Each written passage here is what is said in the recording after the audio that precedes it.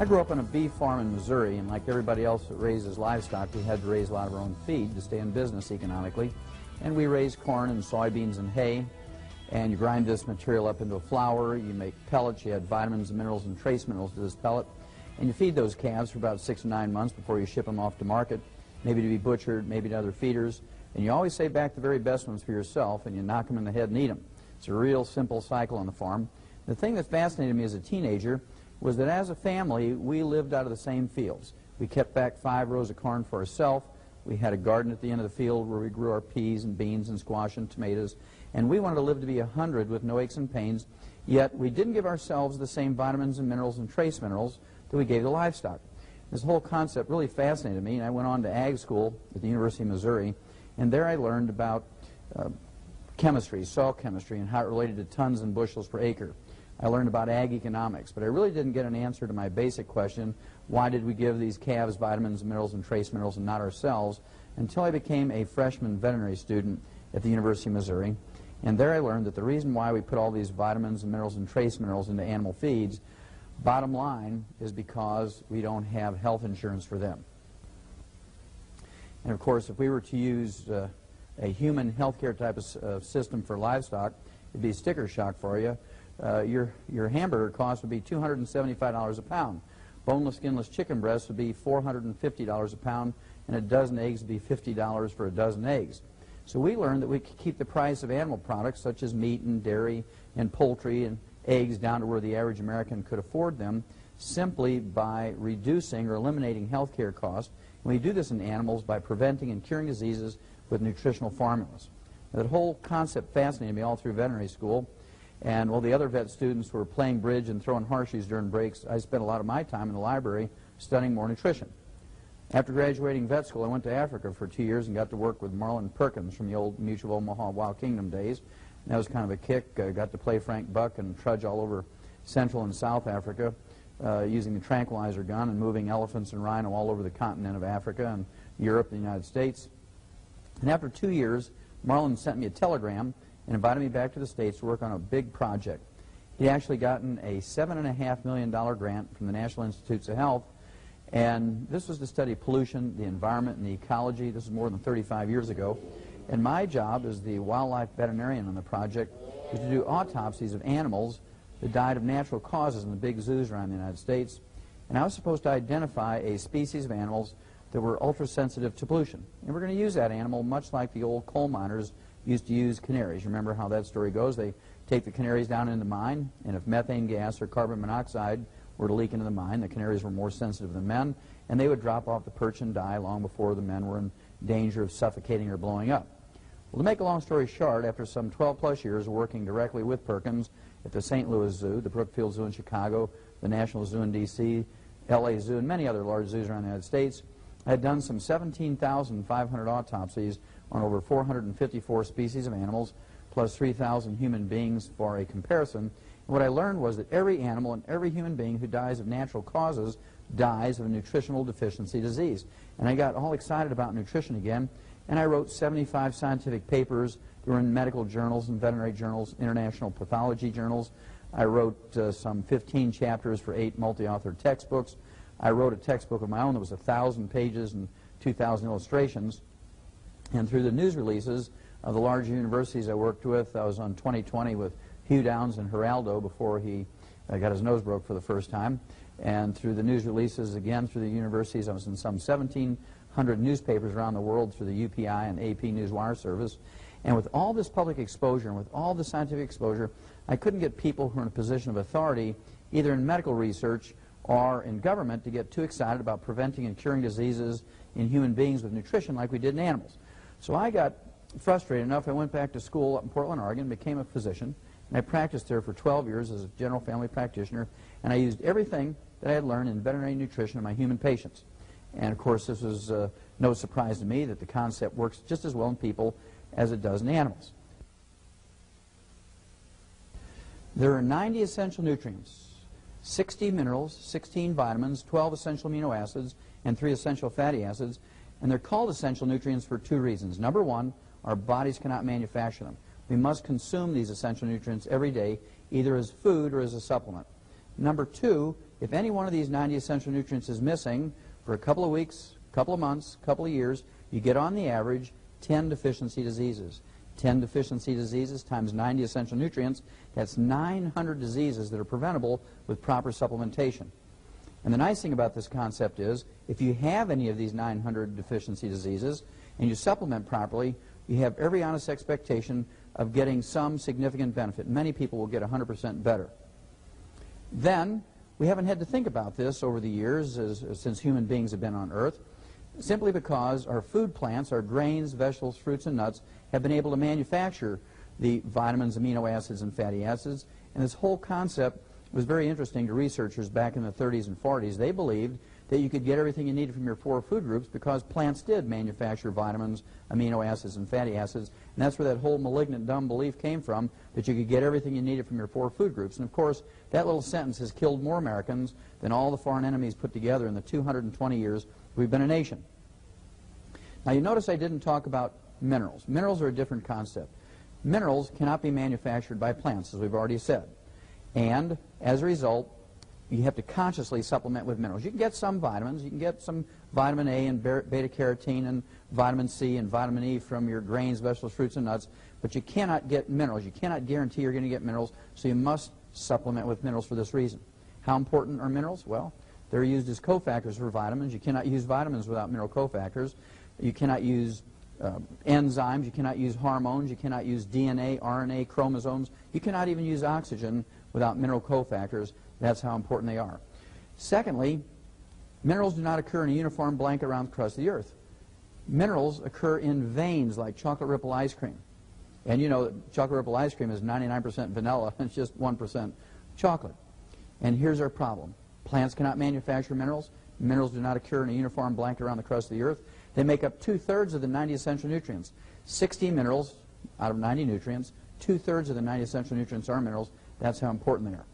Now, one of the things that cause problems, in addition to plants not being able to manufacture minerals and minerals not occurring in a uniform blanket around the crust of the earth, is that we've used a simple fertilizer for the last 100 years in the United States called NPK, nitrogen, phosphorus, potassium. And the simple fertilizer gave the farmers the maximum yield in terms of tons and bushels per acre.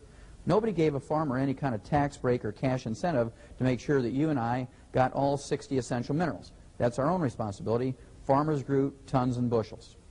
Now, one of the things I want you to pick up, one of the things I want you to get, is a copy of U.S. Senate Document 264. U.S. Senate Document 264 says that there's no longer any nutritional minerals left in our farm and range soils.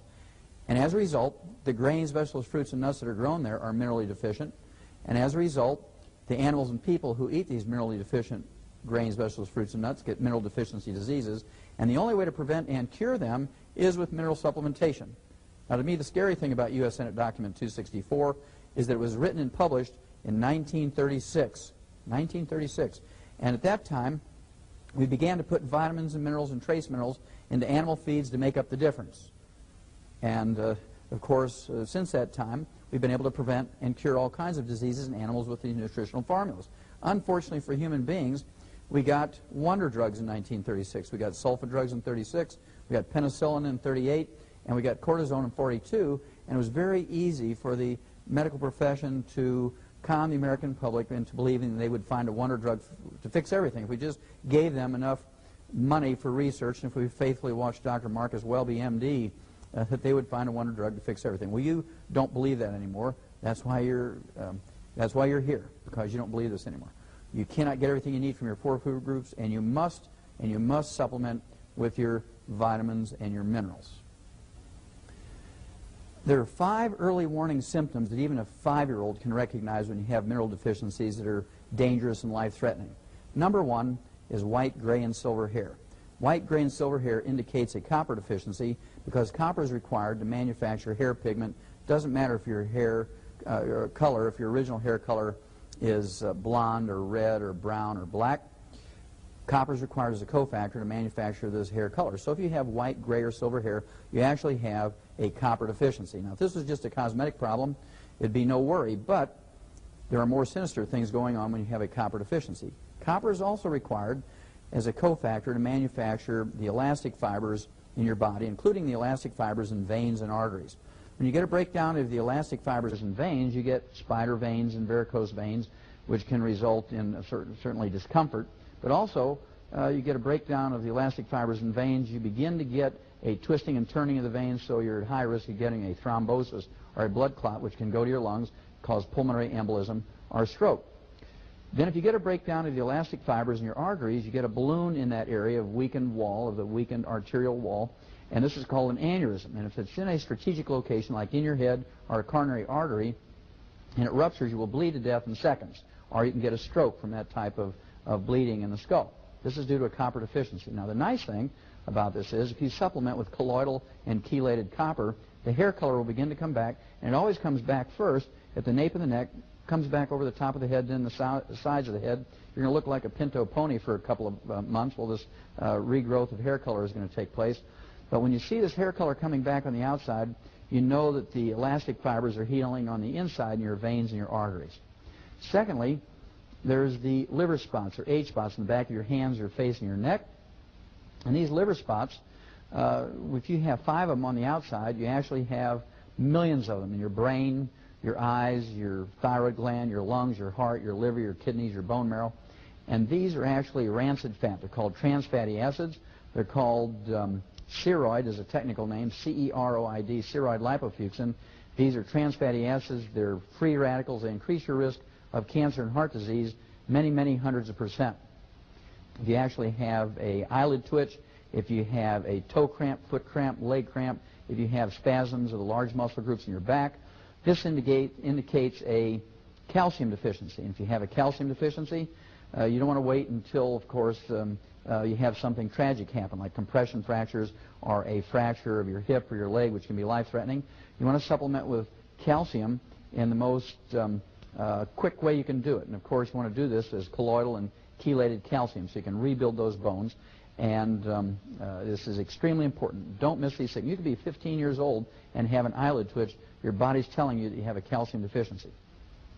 If you have low blood sugar, narcolepsy, or hyperinsulinemia, if you have diabetes, if you have adult onset type 2 diabetes, this indicates that you have a chromium and vanadium deficiency. And if you supplement with chelated and colloidal chromium and vanadium, it'll take about 4 to 6 months for your low blood sugar, your narcolepsy, and your hyperinsulinemia to stabilize. And in a period of a couple of months, you should be able to significantly reduce the amount of either insulin or oral medication you're taking for your adult onset and type 2 diabetes. Then, the most common symptom of mineral deficiency occurs in 95% of all Americans. This is a symptom called pica and cribbing. It's a technical name for cravings and binge eating habits. In 1975, the U.S. Department of Agriculture said 95% of all Americans, regardless of age, are minerally deficient. And the most universal symptom of this mineral deficiency is pica and cribbing. These are cravings and binge eating habits. And the snack food industry has convinced people when you have these cravings and you have these binge eating habits and behaviors is because you need their chips and dips and candies and chocolate and soft drinks and so forth. In fact, your body is screaming for minerals. And all you have to do is supplement with minerals, and this binge eating habits go away. Now, farmers know about this. They see animals chewing on fences and half doors in the barn. These animals will be chewing on wire and nails and the paint off the barn. A good farmer or rancher will give those animals some minerals to save on veterinary bills, to save the animal's life, and to prevent having to rebuild the fence. Little children, little toddlers will also get pica and cribbing, and I know you've seen them eating dirt and sand and handfuls of dirt out of the houseplants. In the extreme, they may even eat the Tootsie Rolls out of the kitty litter box. They might eat the lead paint or the caulking from around the windows. This is because they're minerally deficient and they're craving things. They're going to stick a lot of things in their mouth trying to identify what they need. Pregnant women are legendary for having pica and cribbing. As the embryo develops, it steals minerals from the mother. It steals minerals from the mother to develop. And if she's not supplementing with minerals faster than the embryo is taking them from her, she's going to develop pica and cribbing. And she's going to want pickles and ice cream, usually at 2 o'clock in the morning. She's going to want pickles and ice cream. She's going to want chocolate, curly French fries. She may go out in a moonlit night out in the backyard with a spoon and eat clay. This is because the embryo is taking minerals from her faster than she is taking them in. Teenagers are legendary at having pica and cribbing. Adult non-pregnant women and adult men also get pica and cribbing. and this is because they're minerally deficient. And again, their bodies are screaming for minerals. Don't forget, 95% of all Americans are minerally deficient, and only you can consciously take in those 60 essential minerals. Remember, 10 deficiency diseases times 60 essential minerals is 600 diseases that are preventable with proper mineral supplementation.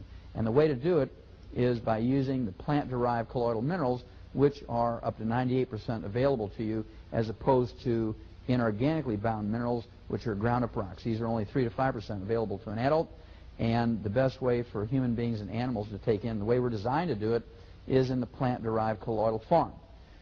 We are not designed to eat up mineral supplements. We are not designed to consume minerals as ground-up rocks in any way, shape, or form. We're designed to get our minerals by eating grains, vegetables, fruits, and nuts.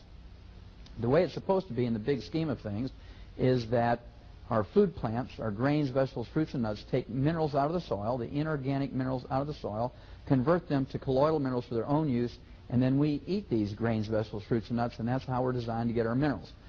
And unfortunately, plants cannot manufacture minerals. Minerals do not occur in a uniform blanket around the crust of the earth. We've used a very simple fertilizer over the years, NPK, nitrogen, phosphorus, potassium, to make sure we get the maximum yields in terms of tons and bushels per acre. Nobody gives a farmer any kind of tax break to make sure we get all 60 essential minerals. Therefore, it's yours and my responsibility to do that.